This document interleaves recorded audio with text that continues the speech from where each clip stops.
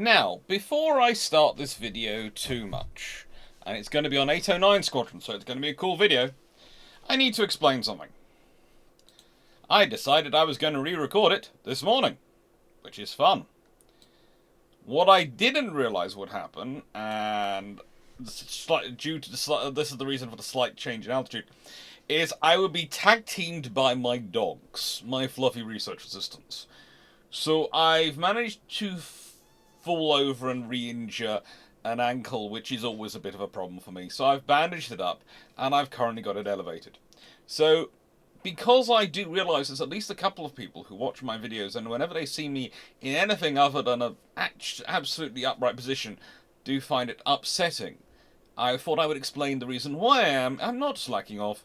It's just, this way I can stretch my leg out and keep it elevated straight. It's currently sitting on top of the fridge. So, 809 Squadron, Royal Naval Air Service. And honestly, before I get into the video, I'm going to talk about this book. Yes, Squadrons of the Fleet Air Arm. Squadrons of the Fleet Air Arm. By Ray Sturviant. It's a rather advantageous work for me to have, because it literally has a history of every squadron up until when it was published. And when I say every squadron, I mean every squadron. So this is why, for the year of naval aviation, the year of aircraft carriers, I'm doing some Squadron series videos, and for the Royal Navy, instead of doing a whole Fleet Air Arm video like I'm doing for the others, for the other services nations, but I am literally doing a squadron videos and talking about the squadrons. Because if you have this resource, you would make use of it. This is 809 Squadrons. It is literally, well, I would say it's 5 pages, five pages long, 6 maybe you could consider, but it's divided up into columns and there's pictures there, so it's actually, I would say, in terms of solid writing, we are probably talking about 2 solid pages of writing in that twin column approach. And it is chocker full of information.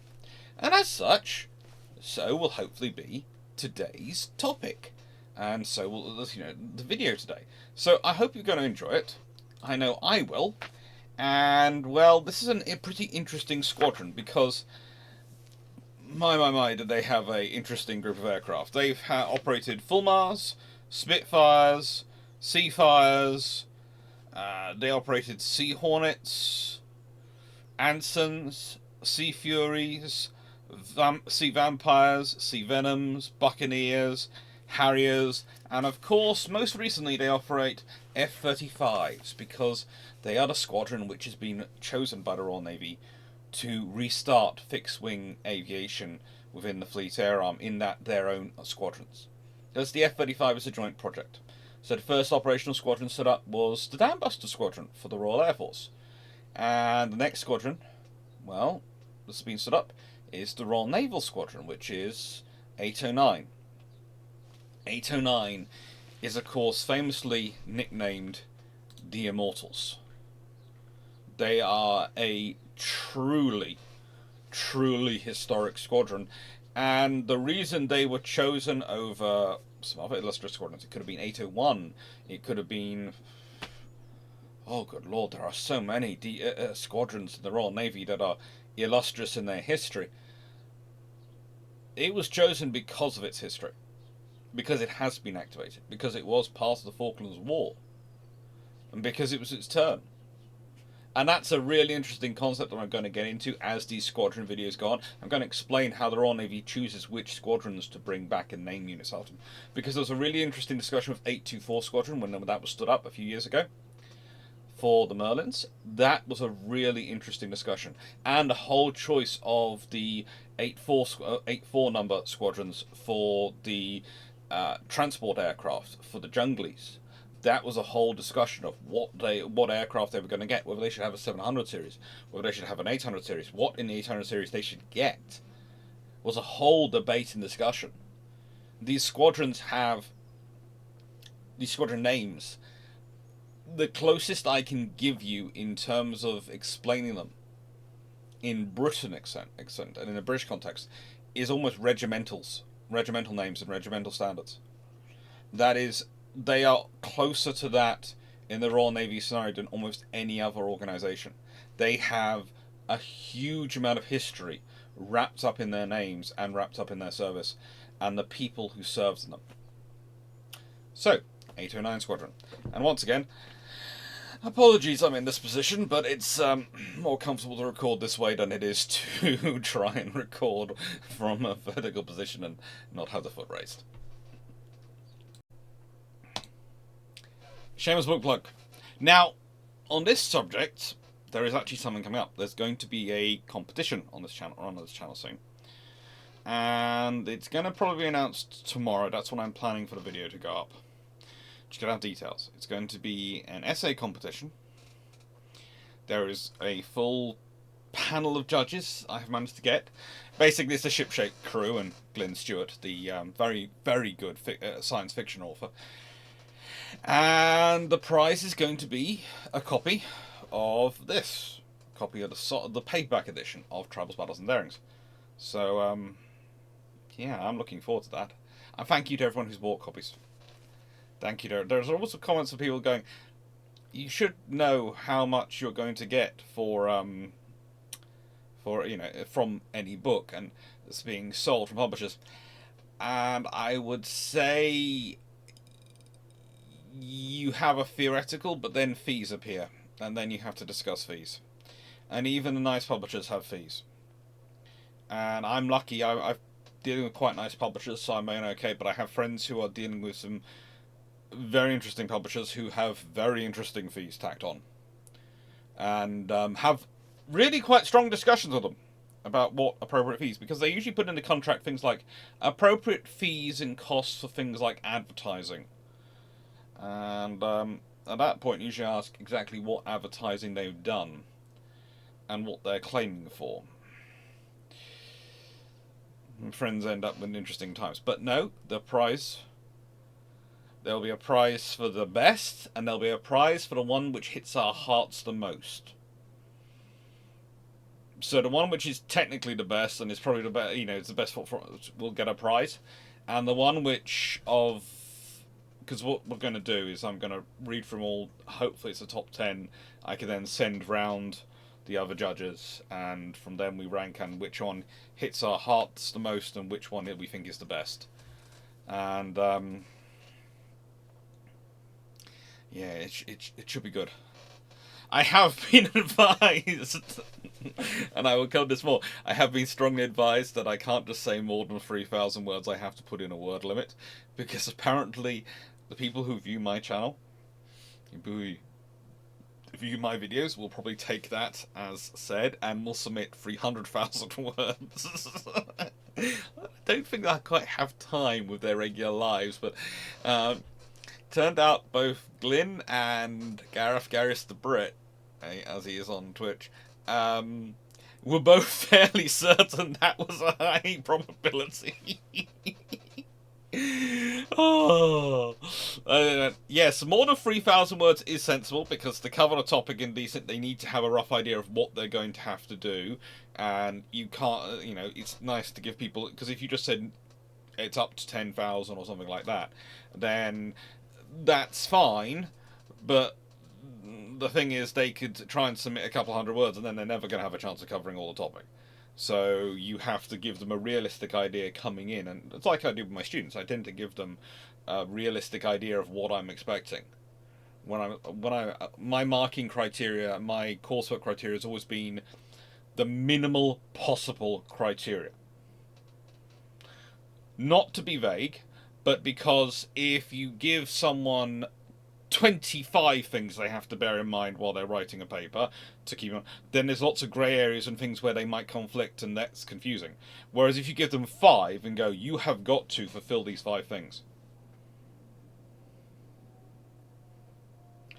And the moment I was thinking, sort of, for me, with that, it's usually all information, evidence, and all arguments used from other sources have to be referenced when I'm this is my coursework criteria, not the criteria for the competition. You have to, and I say this most strongly, if you're going to include pictures, please make sure they're put in tables and they're stuck in the text, in a nice sort of table in text, because otherwise Microsoft Word will move them all over the frigging place for everyone. Write in complete sentences and have paragraphs.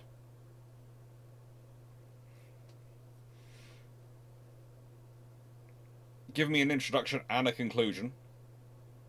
I need both, and please don't answer the question in the introduction. The whole point of making an argument and building up an argument is you're supposed to lead me to your conclusion, not give me your conclusion and then go, it's because of this, it's because this, it's because this. It's a personal preference, I do realise, but again, I'm the one setting the coursework, so I have to read all the essays. I don't like it when the answer is given to me in the first paragraph. And so, honestly, it's helping you and me if you're my student, because it's me telling you this is going to annoy me, and if I'm reading enough essays like it, it can end up being affecting grades. It shouldn't do, in theory, but in practice, marking, especially in history, when you're marking a quality of an argument, is to an extent subjective, and it is impression based, and the person marking, even if it's averaged out with someone else, which it always should be, they are going to take their cue from it, and it's going to be an average grade. And if it's something which I know is going to annoy me, it's better for you not to do when I'm marking your papers. And it's just that works out. And the fifth one is, whilst I care about the planet, I don't want to spend my life squinting, and I want to have enough space around your essay so I can make notes. So please give me decent margins, and in return, I provide notes back on the papers. So that's to me, those criteria make sense. Those criteria make sense because there are reasons behind them, and it's not. I'm not going, you have to be exactly this far margin, that far. Decent margins so I can write something. It fits. Anyway, today's topic. 809 Naval Air Squadron, the Immortals. Ah, the Immortals. They have been in existence 1941 to 1946, 1949 to 59, 1963 to 65, 1966 to 78 in a different form. 1982, they're reformed as an emergency to get Sea Harriers south. So basically, they're formed up in the UK. They go south to the Falklands, and I'll be talking about this more later. And then they're broken up into the existing squadrons down there, and they're shuffled into that. And then they are brought back and stood up again, and they go south again. And they've just been reformed in 2023. They have an illustrious career. Their battle honours include the Arctic in 1941, Malta Convoys 1942, North Africa 1942, Salerno 1943, South France 1944, the Aegean 1944, Burma 1945, and Falklands 1982. They also should probably include numerous other operations which are not considered battle honours, but yeah, they should be there because they get there. They took part in Pedestal, they took part in Avalanche, Torch, Dragoon, Zipper, Dracula. They did all sorts of operations, and they were active in the Suez Crisis. They've had a career and a half. And as a squadron, they have been a critical part of the Royal Navy's carrier power and projection around the world for their entire active period. But also, and one of the reasons why I think the squadron was chosen as the squadron to react, is they have fought from land bases. They have been a squadron which has regularly been broken up to assist in land operations, has as I've said, flown Spitfires. They have done all sorts of things when they've needed to. When they needed to, they provided personnel for this, for that, for all sorts of operations. And as such, in the modern era, when we are looking towards a joint force, and it truly is going to have to be a joint force, because, and please note, this is not politics. This is a quick explanation of the British system. We have a consistent system in the UK, which we try and blame on the Ministry of Defence, or try and blame all sorts of things. But pretty much what happens is the Ministry of Defence talks to the Cabinet, agrees and signs up to certain procurement matters, and then the Chancellor and talks to the Cabinet and decides whether or not they're going to fund it properly. And so you constantly have this issue in government where the government doesn't make up its mind. And as a result, rarely you get things on time, on budget, or in any way in enough quantities, because there's a constant fight over who's calling the shots and who's making decisions. Because practically, defence has been foreseen for many years as something which, frankly, which prime ministers can ignore. Wars were going to be wars of choice, which you chose to get involved at the Prime Minister's discretion. No one else was going to make the Prime Minister choose to go to war. No one was going to invade another country without your permission. No one was going to, attack allies. No one was going to start attacking merchant shipping. They wouldn't do that, not without permission of the great Prime Minister of the United Kingdom, or the President of the United States, or insert name of big Western democracy and its leader here. But that isn't the reality. And, well, there's a lot of lessons which governments are hopefully learning at this precise time, but one of them is that this happens. But anyway, the compromise was made that, frankly, the F-35s would be a joint force for both the carriers, the F-35Bs, and for land operations, and for what was pretty much the Expeditionary Strike Wing for the Royal Air Force. So pretty much the idea was you procure enough aircraft that could form a decent wing, and you could either deploy them as the Expeditionary Strike Group, and a limited number on a carrier, or as the full wing on the carrier and not have an Expeditionary Strike Force. Because, again, wars are going to be wars of choice, and you'd either be fighting an area where you had enough secure air bases you could operate the Expeditionary Strike Wing from them, or you wouldn't, because most of the world you don't, in which case you'd use the carrier. And so having 617, which was this famous bomber squadron, is a motive for the Royal Air Force. This is our major unit, our major contribution to World War II. For the Royal Navy, going to 809, that's a squadron which did a lot of land-based operations and a lot of carrier-based operations. It was a bridging force. So you could argue, in a way, the Royal Navy's actually gone for a more appropriate name than the RAF did. But 617 is a cool squadron name to go for, let's be honest. It's an emotive squadron, so I can understand why they went for it. But it's kind of like the ship being named for amphibious experiences, HMS Campbelltown in the F-Type 31s, and we're all sort of sitting there going, but that's the ship which blew itself up. There were many, many ships involved in amphibious operations. There are many good names to go for. Going for that one because it's possibly the most famous, I can understand. But again, it's the ship which blew itself up. I'm not sure I want that as the thing for my amphibious leaning Type 31. So, and it's the same with sort of other things. But 809, they really do make sense. For this era which we have found ourselves in, where we're not getting enough F-35s to, or definitely not quickly enough to field a decent carrier air group and an expeditionary wing, and maybe the scenario which it was originally considered was that the Royal Navy would have one air group, and whichever active carrier was active would have that air group on it. And then if a major conflict came up and you need to activate the second carrier, then the expeditionary air group could go onto the second carrier. And then you have two carriers if you needed them. If you needed to fight in a place where you couldn't get that air base, or you could deploy that second air group, that expeditionary air group to land bases if that was more appropriate. We're going to be lucky if we end up with squadrons for each role. So, that's the life. That's what happens with Britain. But yes, the Immortals, good choice for it, as they fit. They really do fit. And so let's consider their first iteration, 1941 to 6. Now, I'm going to have to admit, I'm going to grab Sturviant's book. Mainly because I want to give an outline.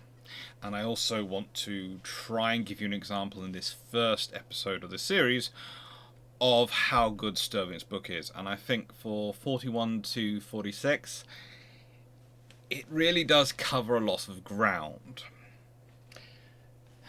So, I'm going to expand this a little tad, just a tad, like this. Number 809 Squadron first formed at St. Mirren on the 15th of January 1941 as single-seater fighter squadrons with 12 Fulmar 2s. Embarking with these in HMS Victorious in July, the squadron shot down 4 ME-109s and ME-110s for a loss of 3 of its own aircraft during attack on the Arctic port of Petsamo. The squadron was in action several times during the next 12 months, whilst the ship was escorting North Russian convoys. Shipping strikes also being carried out on Bodø in Norway. The ship then sailed in July 1942 for the Mediterranean to take part in Operation Pedestal, an unlucky Malta convoy during which No. 809 Squadron accounted for 2 enemy aircraft for the loss of 3 of its own. Returning home, the squadron undertook Army cooperation training in Sawbridgeworth, being reduced to 6 aircraft when B Flight broke away on 1st October 1942 to form the basis for No. 879 Squadron. And that was quite a common practice, to take an existing squadron which had combat experience, divide it in half. Half would remain in the existing squadron, and half would form the nucleus of a new squadron. That's how you grow your force, and you spread the experience around. So you don't really have any new squadrons. They are all experienced.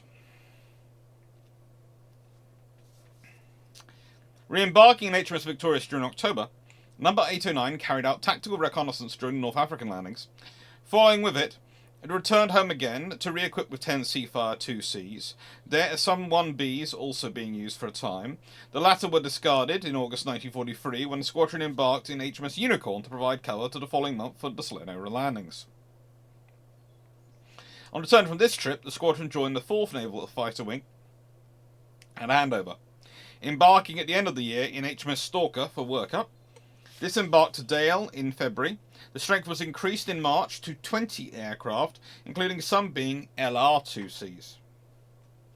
After a spell at Long Kesh, working with the Army, No. 809 re-embarked in HMS Stalker in May and sailed for the Mediterranean. The squadron then became split up for some weeks, detachments being ashore in both North Africa and with the Desert Air Force in Italy, before reuniting and re-embarking at the end of July. During August, the squadron provided support for the landings in the south of France, carrying out fighter patrols, spotting, bombing and tactical reconnaissance. During the next 2 months, operations were carried out in the Aegean, before returning home in November to be equipped entirely with Seafire L3s. Or as,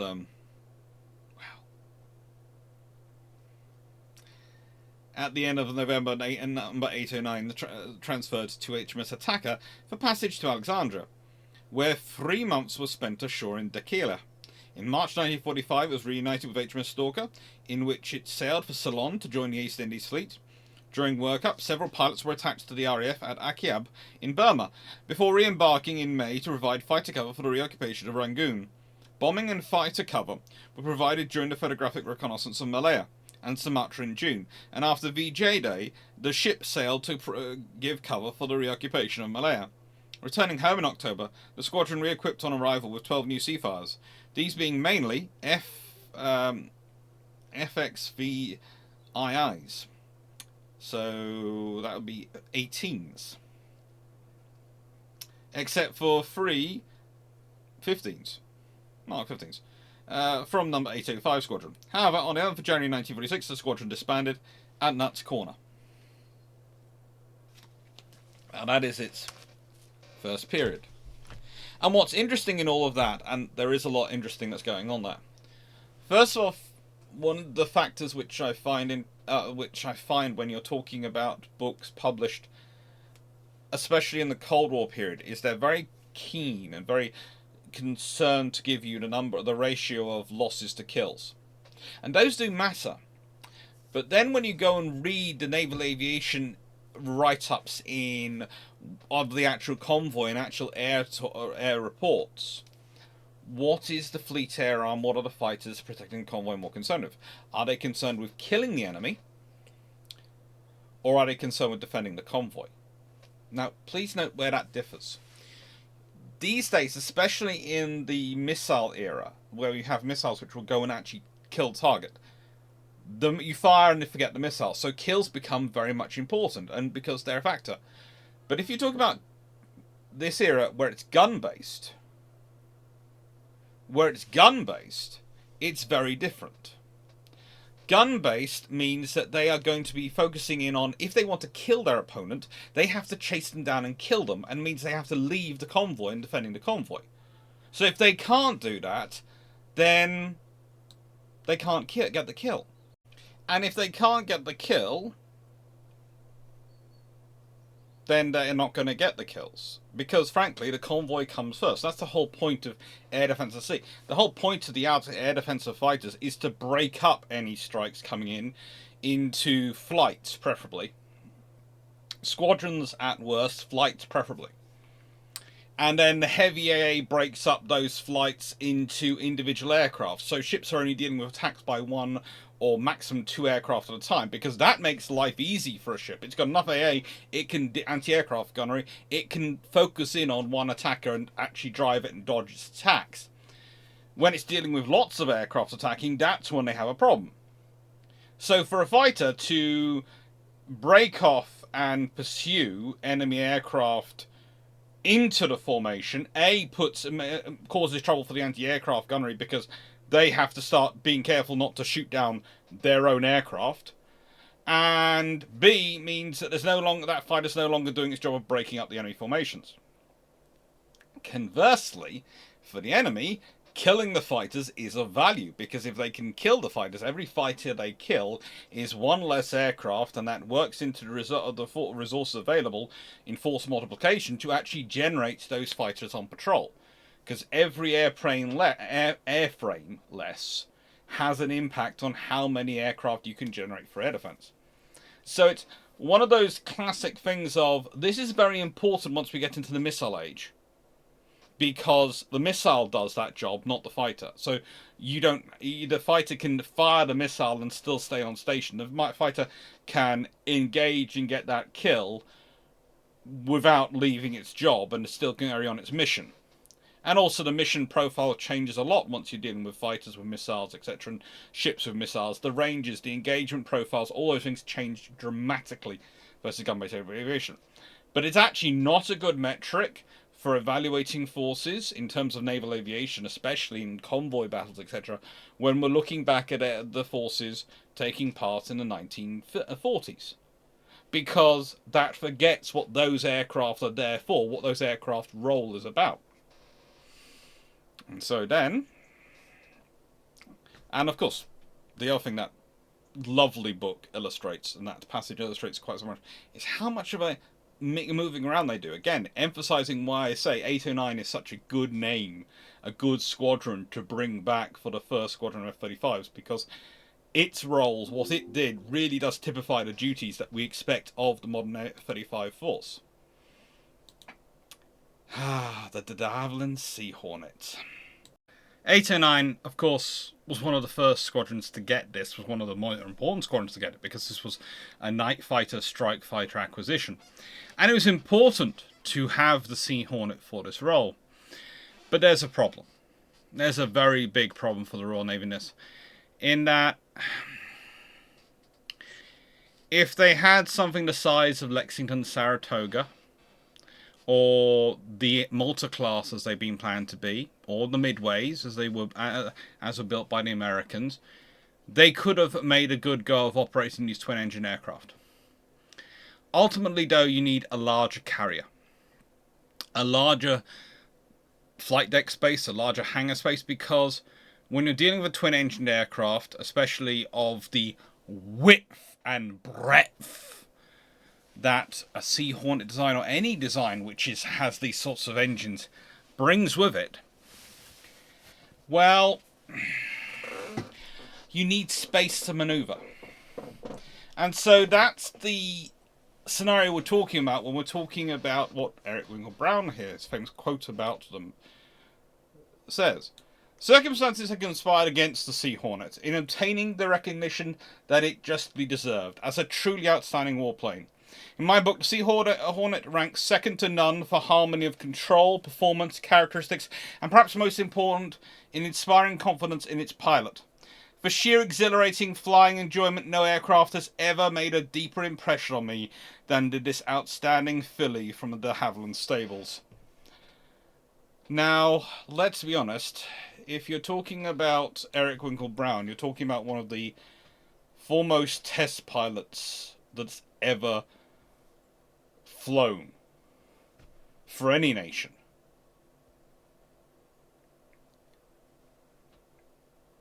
If someone like that is saying the aircraft's good, it's good. I mean, there are a few other pilots enough in his ranking. It's a case of, when you're trying to rank pilots of Winkle-Brown's ability, and you're putting pilots, once you're talking about pilots in that sphere, trying to differentiate between them in terms of ranking, i.e. 1 to 10 or anything like that, is, well, it's kind of like trying to count hairs on a caterpillar. They are there, but they're very, very fine, and it's going to take a lot of work. And really, you're going to need a lot of specialist equipment to do it. And that's before we even get to splitting them, which is honestly a phraseology you could use. They're amazing. There are some people who are just really very, very good pilots, and we're very lucky to have them. So any one of those pilots says something good about an aircraft, it's probably good. This is practically effusive praise. So again, why does it not have more success? Why is this aircraft not a major part of the wars which are fought in this period? Well, it's literally because of the difficulty of operating it from the carriers the British are primarily operating at this point. You have the modified, to an extent, unmodified illustrious class. Implacable, Indefatigable are probably some of the better ones for doing it. And you have light fleet carriers, none of which are as big as the Immortals were planned. None of which.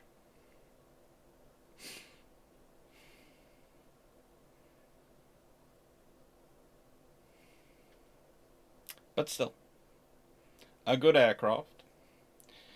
Quickly overtaken also by events. So I think one of the things is it would have lasted long had it been more of a viable service unit. It would have lasted longer in service. But also, very quickly, other aircraft come in for the role. Specifically the Sea Venom. That is really a good example of an aircraft which comes in, which can do the role really nicely. And this is what the Squadron is about for the next 10 years. Again, they are a Royal Navy fighter, strike fighter squadron. They are all-weather, all operations. That's what they're called on. That's what they're attached to.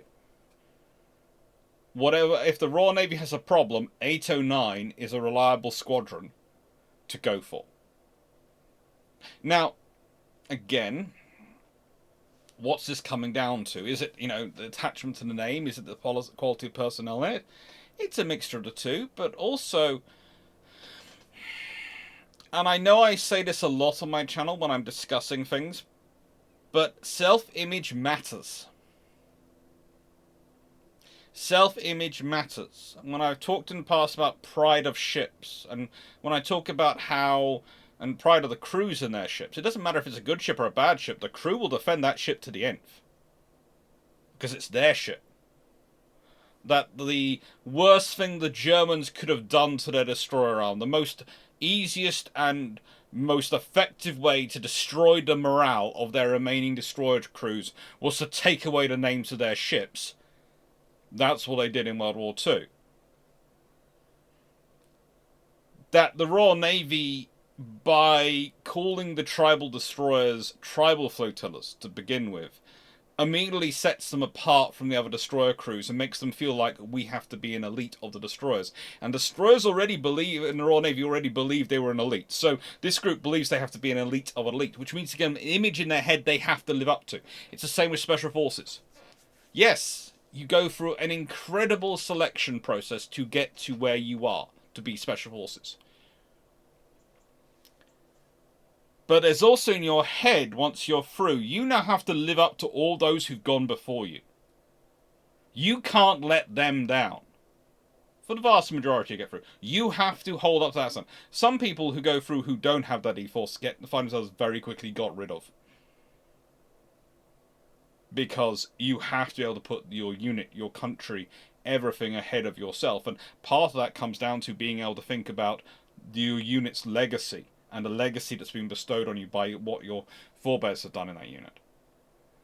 And so 809 Squadron starts to build up this very much can-do attitude, which is part of the Royal Navy. It is one of their core ethos is a can-do mentality. It's part of many navies' ethoses, which is what gets them into trouble, because they're always going, oh, we'll figure out a way to do it. We'll figure out a way to do it, instead of turning around to the governments and going, no, we honestly can't do it. The equipment you've given us is not enough. The funding you've given us is not enough. We don't have enough people. We can't frigging do it. No, they'll go, we'll figure out a way. We can do. We can do. We can do. Until eventually you break them. But hey-ho, we'll hopefully not get to that point. We'll hopefully realise before it's too late. With 809 Squadron, though, they were always considered a can-do unit, even within the Royal Navy. So if you think about that, if you're in a force which is orientated towards a can-do attitude, and there's a unit which is really exemplifying that attitude, you're going to rely on it. And the more you rely on it, the more it goes and does interesting things. The more it does interesting things, the more you rely on it, because the more it's demonstrated it can do.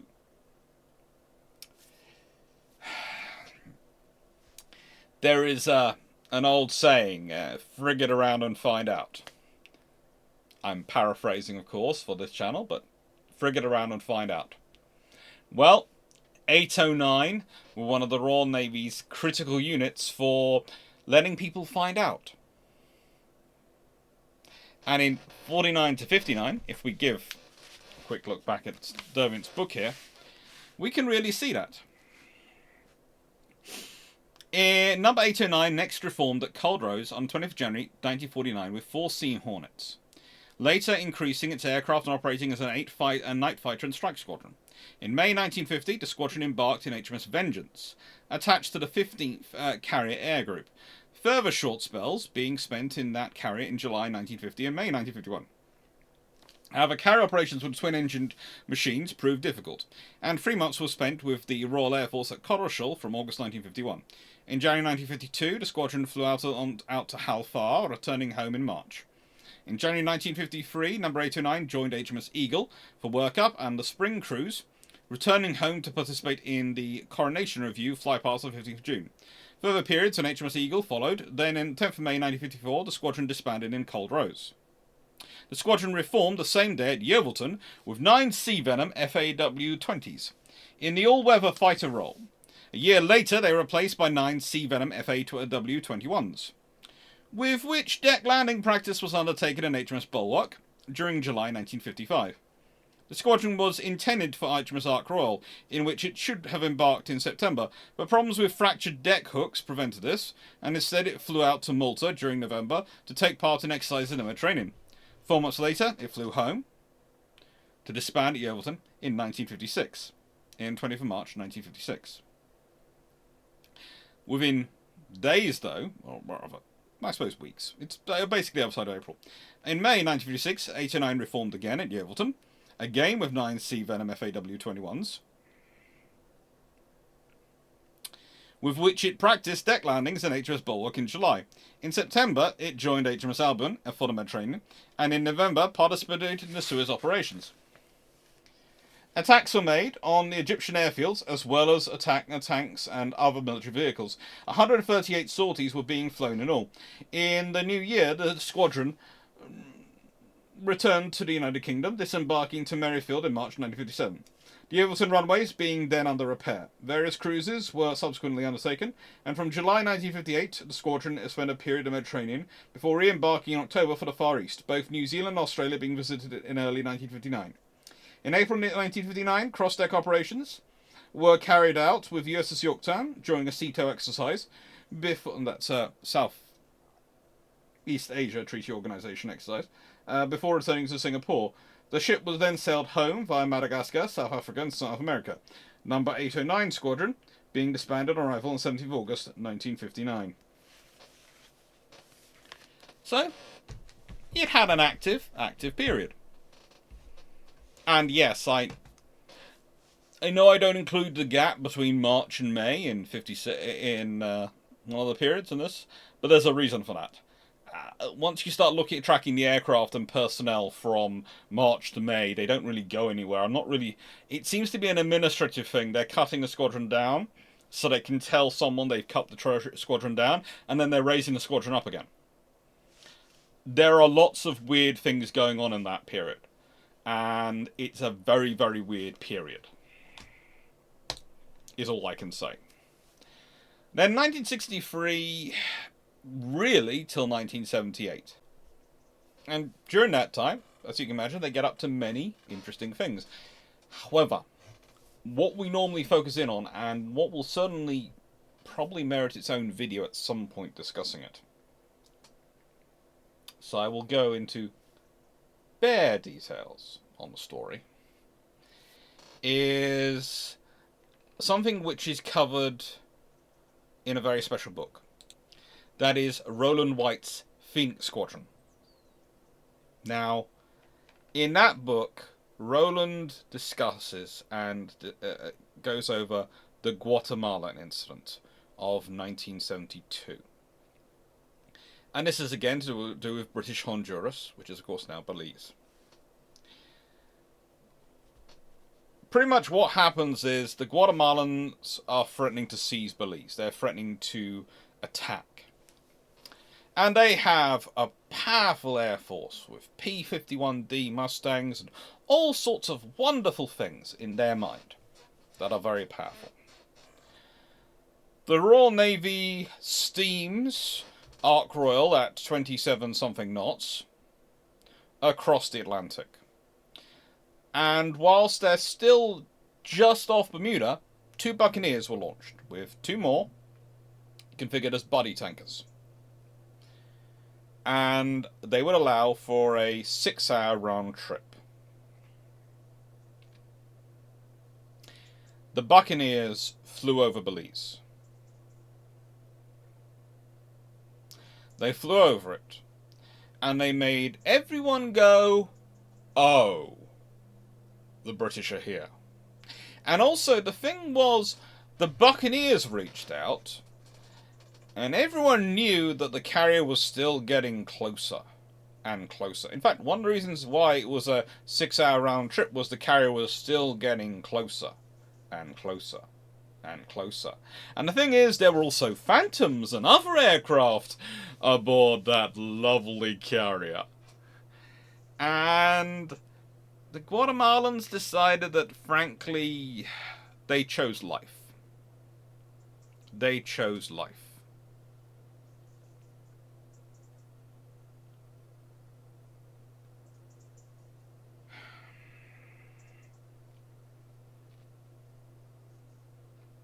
They were a good squadron. And they alternated between RAF Huntington and Ark Royal until November 1978. Flying off HMS Ark Royal for the last time in Mediterranean, 1978. In 1978, they flew to RAF St. Olphan, and there the aircraft were handed over to the Royal Air Force. And the squadrons officially disbanded at HMS Daedalus on the 13th of December 1978. The aircraft were used to form the RAF's number 216 Squadron in 1979. But still, what have they done? They provided nuclear deterrent strike-capable aircraft. They provided a capability which was designed to allow the Royal Navy to deal with surface radar threats from the Svelldov to others that the Soviet Union might have mounted in the Cold War, and they were a principal strike asset. Now, it's always interesting once you look at the Buccaneer because it's not really a fighter, but there's some interesting discussions with it in terms of it in the air defense role. How do I put this politely? I was told by one person who flew in a lot of them that whilst in many circumstances the stats would favour other aircraft, if you got drawn down in the dirt by one of these, you were playing in its home court advantage. You didn't want to get into a battle of manoeuvre with a Buccaneer. They were very, very good. And surprisingly flexible. I was also told that by a Phantom pilot, although, to be fair, the Phantom pilot was claiming he definitely won all his matches. And the Buccaneer crewman who was sitting next to him was smiling the whole time, so I have absolute confidence that the Phantom pilot won all the matches. It's always fun to hang around with veterans. It really is. You learn a lot by what they don't say.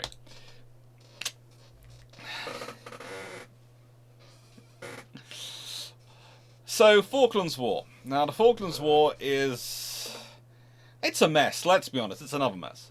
It's a war which should never have happened. If there'd been a proper garrison, proper signalling, proper funding for things like the Arctic patrol ship, if there'd been proper funding for defence as a whole, it would have been far cheaper than actually fighting this war. And we're not talking much of an increase over what was actually there to signal that Britain was not prepared to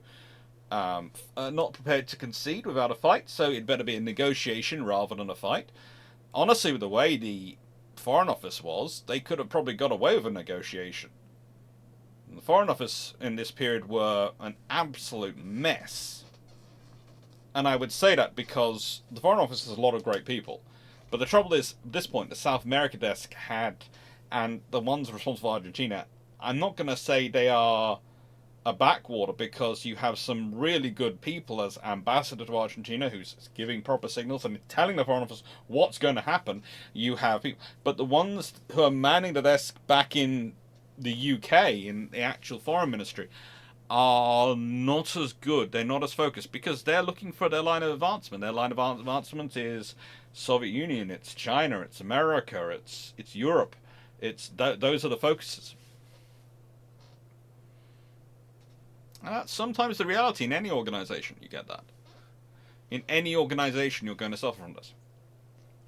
So, why are they formed up? Well, the Fleet Air Arm in 1982, believe it or not, only had 3 Sea Harrier squadrons. 800, 801, and 899. 899 was a training. And 800 and 801 were supposed to be providing aircraft on Hermes Invincible, and they only had 5 aircraft each. 899 had 12 Harriers, and they were operating as a headquarters of training squadron. So the entire force was made up of 22 aircraft.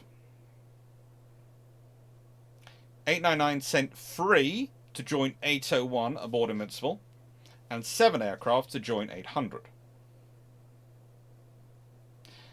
And then 899 Squadron, they went to the Sea Harrier's store and to find any remaining airframes and bring them out for operational use. It had been planned to form a 3rd frontline squadron with 10 Sea Harriers, but only 8 were able to be brought together. They were painted different colours, which is why you end up with this lighter low visibility grey than the rest of the Sea Harrier fleet. And they were issued to 809 Squadron, which was led by the irrepressible Lieutenant Commander Tim Gedge. I don't think I've ever met him in person, and I will say this honestly. I'm not sure, because I was introduced to a Tim at an event, and it could well have been Tim Gedge. But I have chatted with him on the phone, I think. and I have talked with enough people about him, because he is considered such a high quality pilot, such a high quality aviator, and such a high quality commander. And what he really does is he forms up a squadron which knows they're not going to fight together, but still have to have their morale and training raised. And even more importantly, they're going to be transported south on the Atlantic conveyor. So they don't get to do any flying practice, really, on the conveyor. They just are being taken south. And once they arrive at the task force, the pilots were split between the two carriers and were absorbed by 801 and 800 Squadron, appropriately. Now, after the ceasefire, 809 is reformed. It's reformed, and it's sent to the UK aboard Hermes, where it's quickly then turned around, stood up, put aboard Illustrious, and returns to the South Atlantic to provide air defence over the Falklands until the British garrison is secure. That's pretty much Port Stanley Airport repaired, but also that's Port Stanley Airport repaired and hangars appropriately put in, aircraft down there and operating from the Royal Air Force, radars set up, everything's set and going. So they pretty much go from being split up to fighting war, to being the war being over, reformed, come home, and it's a case of go back down there again. And yeah, we don't think war's going to start again, but we don't trust anyone. So you're going down into an incredibly delicate situation where you are going to be the front line.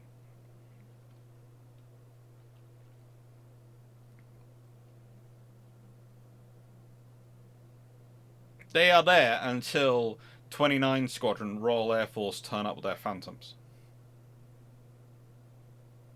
And they are disbanded in December 1982. And I honestly hate that. I do. I have a reason for that, hating that. I think it's the worst thing possible, and it shows the short-termism that's infected defense spending for generations in any country. You've just been through a war. You were found not to have enough squadrons. You've kept the squadron operating. How about buying the aircraft and sustaining the squadron? Because I'm sure with Invincible, Illustrious, and Ark Royal, you're going to have 3 carriers. Does it really hurt to have all those squadrons operating? Does it really hurt to have a decent air on and reserve aircraft? I could see an aircraft squadron being turned over into a reserve unit. It's more difficult for fighter strike aircraft to be reserved than other larger aircraft which are closer to commercial airframes, but it's not impossible. The fact is, they disband it. And that, to me, is just sad. This picture is them taken them when they were on Ascension Island. And you can really see the light grey. So when you're painting aircraft from the Falklands War, you decide you want to do 809 aircraft. You've got to make sure they're the right kind of light grey, and you've got to make sure you get a Phoenix decal on them. Got to make sure you get a decent Phoenix decal.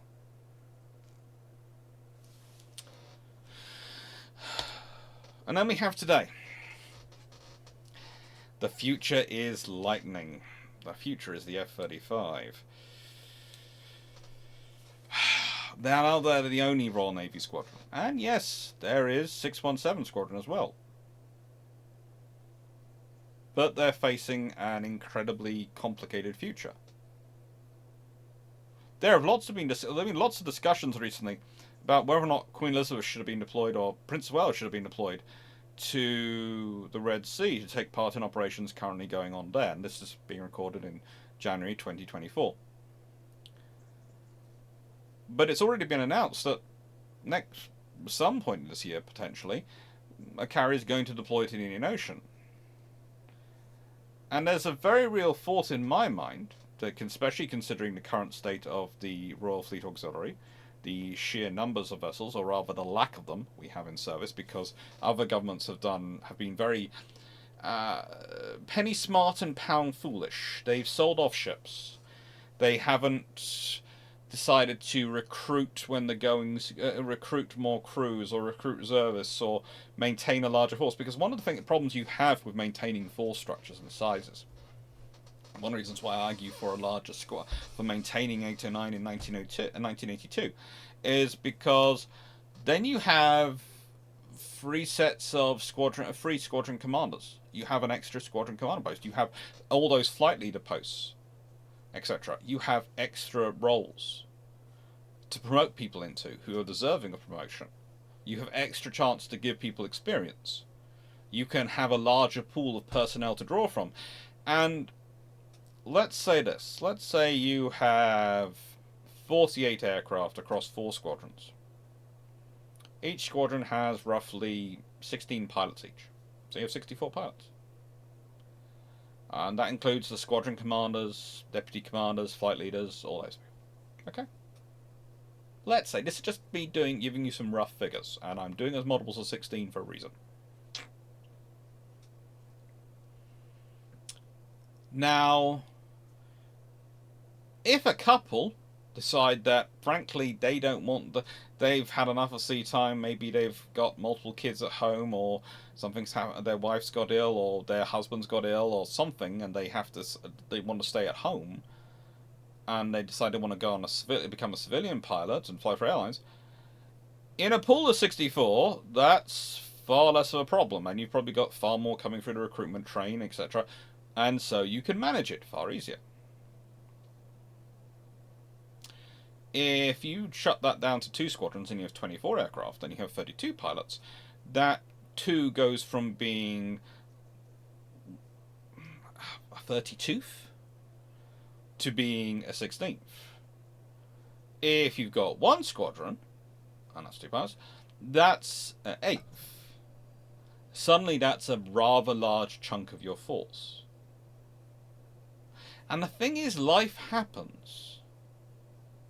It's also far easier for you to go, hang on, do you need to lead a service, or do you need to be posted at home? Okay, well, what we're going to do is we're going to swap you between squadrons. So this squadron, we're supposed to be going out on this long deployment, and this squadron's going to be is supposed to be at home for rotation and training. Now, they've got someone of your rank who was happy to come out for long deployment, because let's say they're completely single and or orphan, no family connections, and just want to go do fly time. Terrible for you can say that terrible in some ways, but if that's what they want to do, oh well, they can swap around, because you've got the larger force, you've got the ability to swap it. You haven't got that in a smaller force. You're less likely to have the depth of personnel.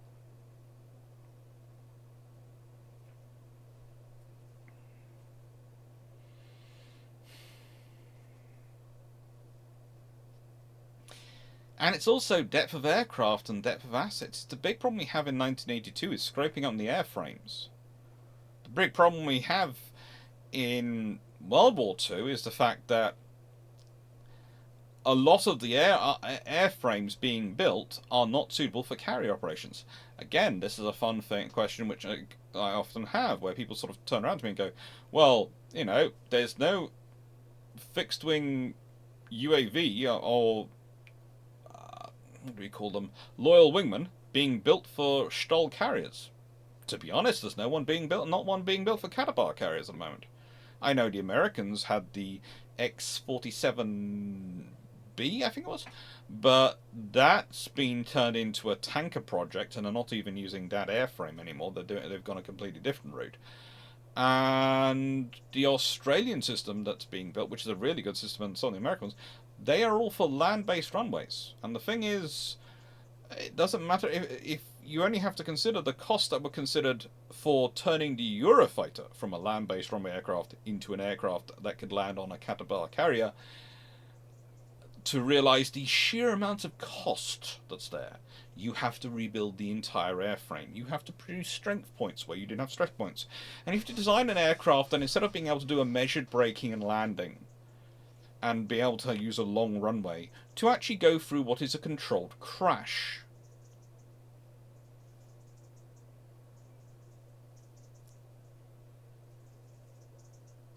It's not good. It's really not good. So the fact is, whatever you're looking at in terms of aircraft, what aircraft you have is what aircraft you have. You're not going to be able to rapidly build aircraft if you don't have them available. You're not going to be able to rapidly recruit pilots if you don't have them available. Not of no type is that going to happen. You certainly can't rapidly build ships. Well, you can, but the ships you're going to get are going to be the small ones, which are going to have the smaller magazine capacity and all sorts of things which are going to make you worry about them. And you should worry about them.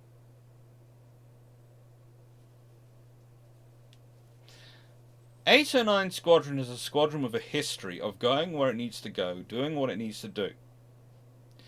But the fact that it's often going where it needs to go, doing what it needs to do on a budget of aircraft, with a constant can-do attitude, is an amazing thing for the squadron. It's a terrible thing for a nation.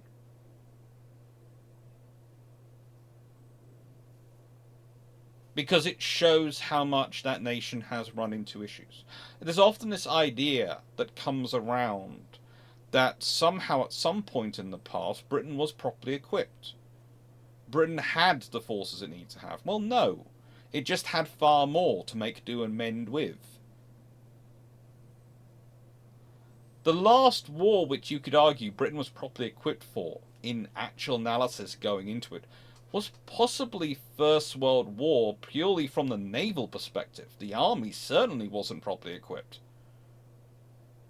for for the war it was going to fight. No matter how many generals fought, their expeditionary force was amazing, and the troops were amazing. Trust me, they really did punch above their weight. But it was tiny.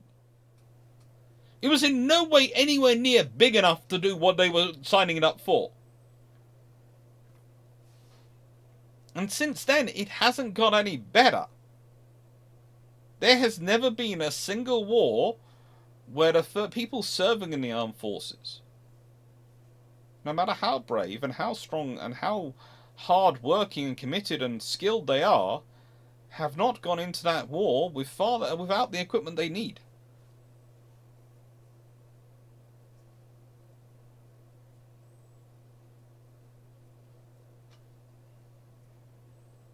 '809 Squadron is worth looking at. It's worth thinking about. And to finish the point about earlier about one of the reasons why a carrier might not be being deployed currently by Britain is because it's not just Britain which is in trouble. America's also in trouble. They don't have enough resources either. And the thing is, their carriers are stretched thin. And if Britain sends a carrier as well down there, that means there's two carriers cycling through, two major Allied carriers.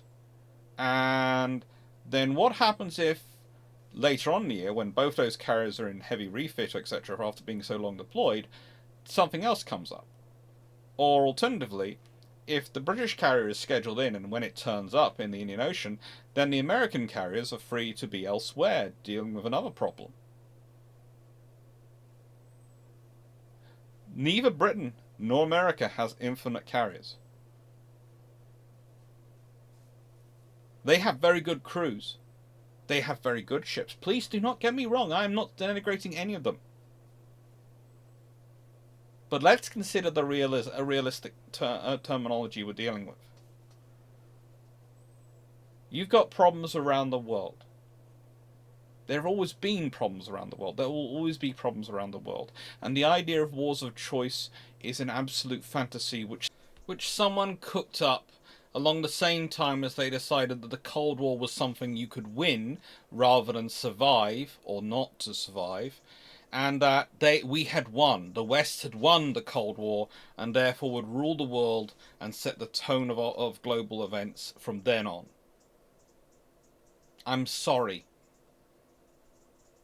that joins a long list of ideas like the Great War was the war to end all wars, and others throughout history which have declared that humanity is going to learn from its near emergence with death, from its close run shave with nearly destroying itself, and actually become better for it and not repeat the same mistakes. I would love to say we would learn from that. We don't. We just repeat the mistakes in ever more intriguing and interesting ways. We don't repeat the exact same mistakes, but my lord, do we rhyme with the mistakes of the past. I'm happy 809 Squadron is back. I think there is not a single more deserving unit. And I would really love to see another couple of squadrons. I'd love to see the whole of the Falklands War squadrons, for example, 801 and 800 Squadron and 899 Squadron, all re-established. I really would. And I'd like to see corresponding squadrons established for the Royal Air Force. I'd love to see that because I think they both need them. And I'd love to see the support ships, etc., needed that the Royal Navy needs built and procured quickly and efficiently, rather than haggling over cost and where we should build them and which political constituencies they're most going to benefit. I'd love to see if we're really, and this has been today's actual advertisements and things going around in the press, that we could be facing major war in 5 years' time, in which case I'd ask, why are we selling off Type 23 frigates instead of putting them into ordinary and continuing on with their improvements, and then starting to recruit more personnel? Maybe recruit reservist personnel to crew them in times of war. I'm not sure which is the best route. I can make arguments in all those ways. That's the great thing of being an academic who's studied this topic for a long, long time. It's a benefit. But that all seems to me a rather mature route. So instead, my honest prediction, although not my hope, for 809 Squadron is they will be used well, they will work very hard, and they will live up to their history. But they will never have enough. Never have enough support behind them. Never have enough support with them. And never have enough understanding to really support them. But I wish them luck. And bravo Zulu on doing a good job getting the squadron back up. So, I normally end these videos with a question, and the question is going to be this. I'd like to see any particular squadrons you consider rather famous, and that I should do a special video about, put below. Because what I'm starting to do is I'm starting to get together the Christmas videos already. And I like the squadrons. I know there are a few American ones which are actually have been maintained properly and have managed to keep their spirit going. I realise the American, not so much the US Navy, but I would say definitely the bureaucracy managed to do its best to try and prevent that happening. I have been confirmed in this view strongly by several US Navy aviators. I won't say whether they're still serving or a former service, but I will say there's been a strong mixture. And there have been others, including the French, and I even had a friend who's Russian who basically says that the Russian naval aviation, as it currently is, has done its best to undermine that sort of history.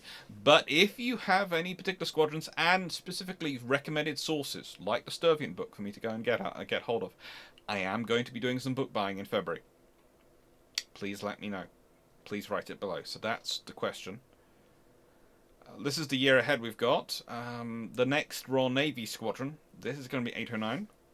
Next Royal Navy Squadron is going to be in March, and that's going to be 824 Squadron. That's going to be on the 19th of March.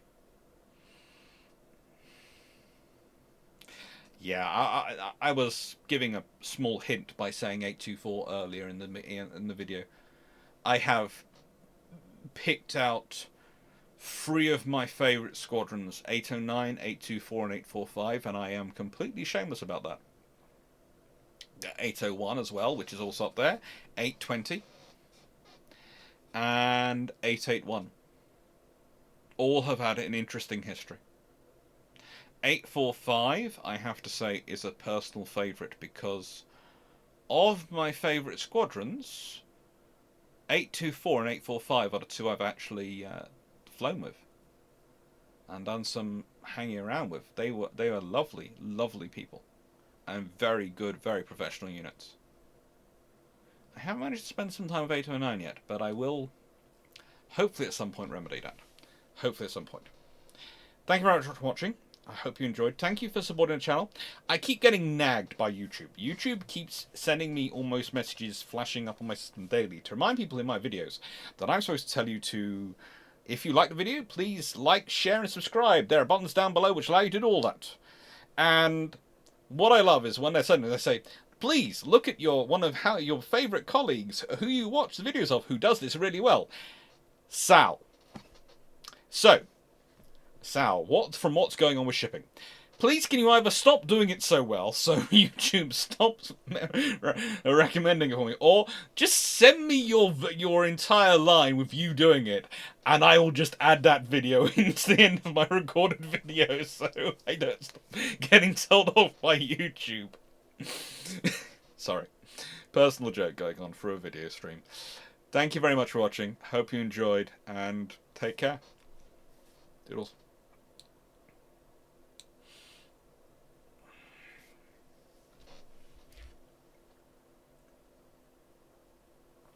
That's good iron brew.